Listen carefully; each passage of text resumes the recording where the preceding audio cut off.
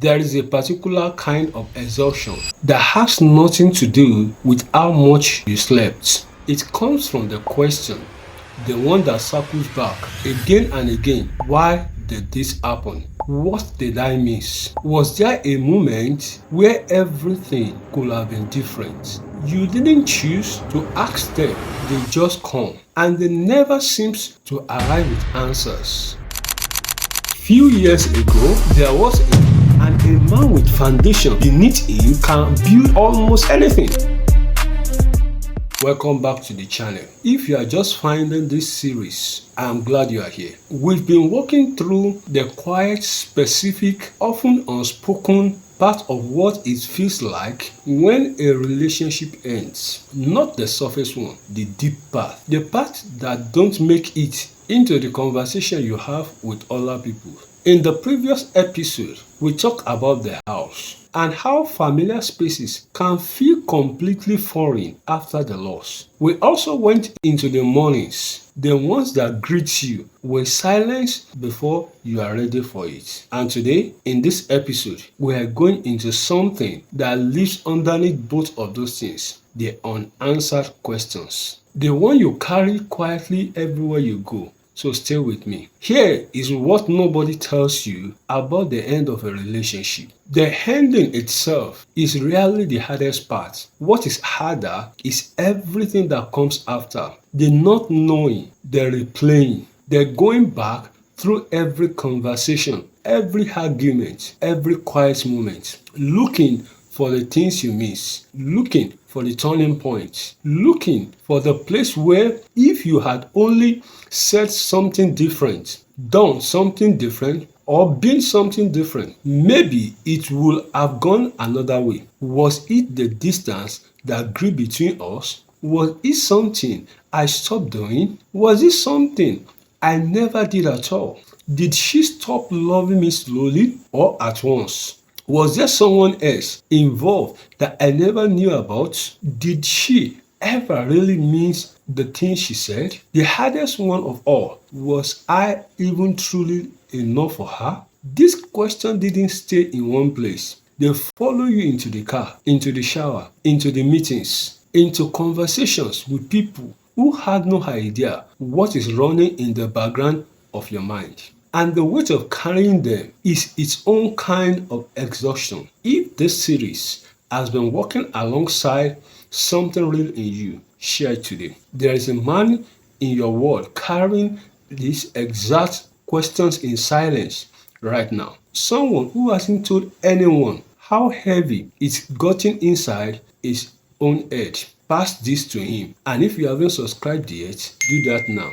Episode 4 goes even deeper, and I don't want you to miss it. What makes the unanswered question so heavy is not just that you don't have the answers. It is that you are not sure the answers will even help, because part of you knows, even if she sat down and explained everything, even if every question got a honest, complete, careful answer, it still happened. It's still over. The answer won't undo it. And yet you keep asking, because the mind is wired to search for resolution. It is wired to find patterns, to close the loop, to make meaning out of what feels meaningless. And when it can't, when the loop refuses to close, it just keep running, keep searching, keep circling the same question at 2 a.m. and 7 a.m. and every quiet moment in between. Not because you are weak, not because you are obsessing, but because you are human. And something significant happened to you, and your mind is doing exactly what minds do, trying to make sense of something that never fully makes sense. We'll be right back after a short break. Stay with me, because after this, we will talk about what you actually do with questions that may never get answers. And I think what comes next will bring you more relief than you are expecting.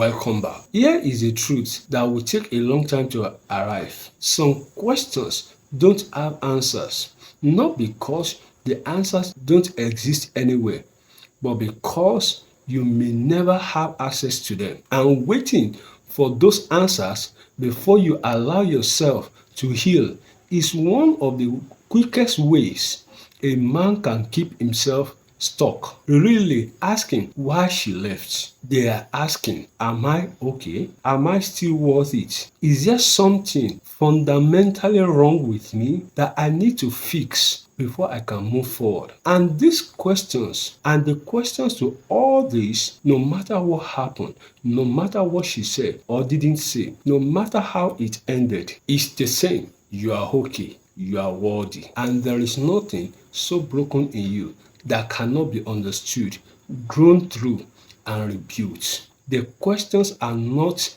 the enemies, but they are never meant to be the destination. So, what do you do with these questions that won't stop coming? First, you stop fighting them. Trying to force your mind to stop asking only makes the asking louder. Instead, when a question comes, acknowledge it. I hear you. I don't have the answer, and I'm going to keep moving anyway. Secondly, you begin to separate the questions worth sitting with from the ones that are only keeping you in a loop. Some questions lead somewhere. What do I need in a relationship? What pattern in myself do I want to grow through? What does the next chapter of my life need to look like? These questions have somewhere to take you. Hold on to this. The other ones, the ones that only lead back to the same painful place, you practice setting down, not forever, and thirdly, you give yourself permission to move forward without having everything resolved first. Because closure, as we have talked about in this series,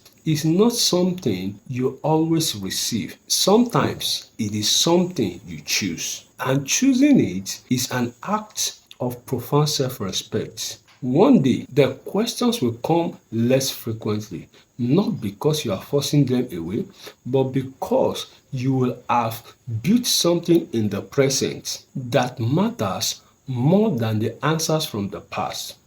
A life that is moving, a mind that is growing, a man who decided, I am not going to let what I don't know stop me from building what I do. And on that day, the question won't feel like weight anymore. They will feel like the things that once kept you searching until you find something better to move towards, and that is yourself, rebuilt, whole, moving forward. If this episode spoke to something you have been carrying quietly, share it. Please pass it to someone whose mind won't let him rest. Someone cycling the same questions alone at night with no one to talk to about it. This might be exactly what it needs today. Subscribe so you're here when the next episode drops, because next we go into why your mind won't let it go, the psychology behind it, the reason it keeps happening, and what it actually means.